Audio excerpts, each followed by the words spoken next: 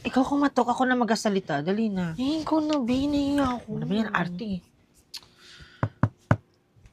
Ay, ma'am, good afternoon. Ano yun? Good afternoon po. Papasa lang po namin yung Miss support Andrade, namin. Miss Advincula, nakapasa pala kayo last year. Ay, ma'am, kilala niyo sila, ma'am? Oo, estudyante ko yun last year. Ihabilan mo ako ng turon sa kantin. Sige po, ma'am. Naku, magugulo yan dati. Pero mabait naman kasi nauutusan. Ihabilan mo na rin ako ng soft drinks, ha? Tamad lang yun sa mga schoolworks nila, pero nauutusan yan. Sabay mo na rin ako ng maruya, ha? Oh my God, ba't basang-basa ka? Nadudumin tuloy yung floor ng school. Ha? Galing kasi akong trabaho, tsaka lakas ng ulan, tapos baha pa sa labas. Ba't kasi wala kang car? Alam mo, dapat hindi mo na talaga pinipilit mag-aral sa school namin kung di mo naman talaga afford. Taas naman ang tingin mo sa sarili mo, akala mo kung sino kang mayaman. Mayaman talaga. Contractor kasi yung dad ko. Well, actually, sila yung may hawak ng project dito sa government dito sa atin. So, technically, mayaman talaga kami. Di ba scholar ka lang naman dito? So, ibig sabihin, yung tuition na binabayad namin, yung nagpapaaral sa'yo. What a charity case. Talaga? Contractor pala sa government yung dad mo? So, ibig sabihin, yung mga taxpayers yung nagpapaaral sa'yo. Kasama ako doon. Tsaka ayos-ayusin ka mo ng dad mo yung trabaho niya. Konting ulan lang dito sa atin. Ang taas agad ng baha. Inuuna pa siguro gastasan yung luho mo kaysa ayusin yung problema sa baha dito sa atin. So habang nag-e-exam kayo, may nag-open ng notes ng Odigo. May nagkokopyahan pa daw, ha? Sumaglit lang ako sa faculty? Ano, walang aamin, ha? Worst section talaga? Ma'am? O bakit? Tuturo mo kung sino yung mga nandaya? Ma'am, worst section po talaga. Ay, ayun na naman Parang kahapon lang sabi niyo, best section kami kasi nakasagot kami sa recitation. Nakakantay mamaya. Tapos ngayon, worst section. Totoo talaga, no?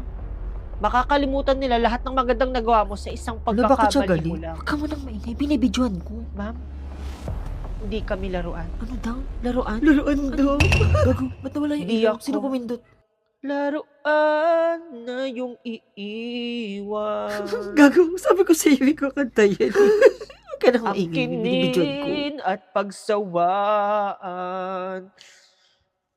Ako'y may damdaming runo. Ba't siya bumulong? Tulad mo rin akong puso'y nasusugatan. Ba't siya umiyak, Vito? Ululuha niyo. So isa ka sa mga nangodigo. Sige, sumama ka sa akin sa office mamaya. Ma'am, hindi pa ako kasama dun, ma'am. Nadala lang po. Lakas ng ulan, may pasok pa ba yan? Alam ko na yan eh. May pasok, tapos pag nasa school na ako, doon nila isosuspend. Dahil sa malakas na pag-ulan, wala pong pasok all level. Pero may pasok po ang mga college student. Kaya kung college student ka, may pasok Sabi ka. ni. Kuya, sa kanto lang po. Sa kanto, 100 pesos lang pamasahing ning. Okay lang. Kuya, kahapon 25 pesos lang yan ah. Traffic kasi ngayon, oh, tsaka ang lakas ng ulan, di ba? Nakita mo naman. Bakit kuya, may libreng buffet po ba yan? Tsaka may live band habang nasa biyahe, kaya premium na yung pamasahe? Init. Grabe, ang lakas na ng ulan pero ang init pa rin. Bayad po, makikiabot po. Kuya, magkatapat lang tayo oh. Wag mo akong sabayan, ang init-init na, baka uminit din yung ulo ko sa'yo. Sungit naman nito, makikiabot lang naman. Ay, di kakapasok lang haggard agad. Ano te, nag-announce na ba na walang pasok? Wala pang announcement eh, so may pasok pa rin. Ano, ang tagal naman.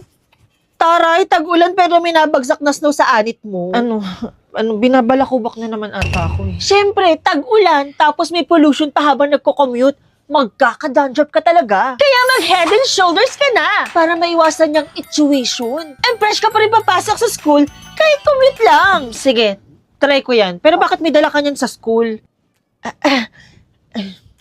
Ayan na te, nag-announce na wala na daw pasok. Sabi ni, Pag-uwi ko, maliligo na lang ako gamit to. sa wakas, college na ako. Bagong school, bagong kakilala, tsaka college na ako. Ibig sabihin, dapat aesthetic na ako lagi. Siguro lagi akong fresh. Haggard na ako. Uy, B, tapos ka na ba sa output natin? Isang subject ngayon natin ito ipapasa? Sa major ba? Baliw, ano ka ba? Minor subject lang yun. Minor lang to. Ba't ang daming gagawin? Ilang araw mo to ginawa? Isang linggo po, ma'am. Malito. Ito malito. Hindi to nakaskill. Ulitin mo na lang, ha? Sige po, ma'am. Sige, galingan mo. Uy, di nangyari sa'yo. Ba't sobrang haggard mo naman? Simula kasi nung nagka-allergy ako, lagi na talaga akong haggard eh. Sige, ano mo na yung order mo? Crunchy chicken sandwich na lang yun sa akin. Alin dun? Anong alin dun? Anong flavor ng crunchy chicken sandwich mo? Creamy ranch? Golden barbecue? Or chili cheese ba? Wow, bago. Sige, kahit ano na lang. Basta yung masarap. Eh di lahat yun na-ordering ko, lahat yun masarap eh. Ang sarap naman eh ito.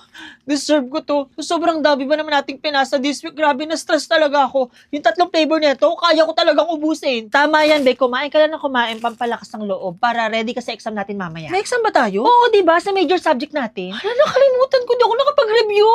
Ma'am, may I go out po? Mag-CR po sana kami nila Sheila and Ruby. Wait, hindi naman ako nasi-CR ah. Ako din, di naman ako nasi-CR ah. Ano naman yan? Di samahan nyo na ako. Ano ba, di ka ba makakapag-CR pag Ano, wala mag-CR kami? ba kayo? Hindi, nagka-class Yes, mag-CR pa rin po. Tara, Be, kain tayo sa Sinasabi kantin. ko sa'yo. Nagugutom ako.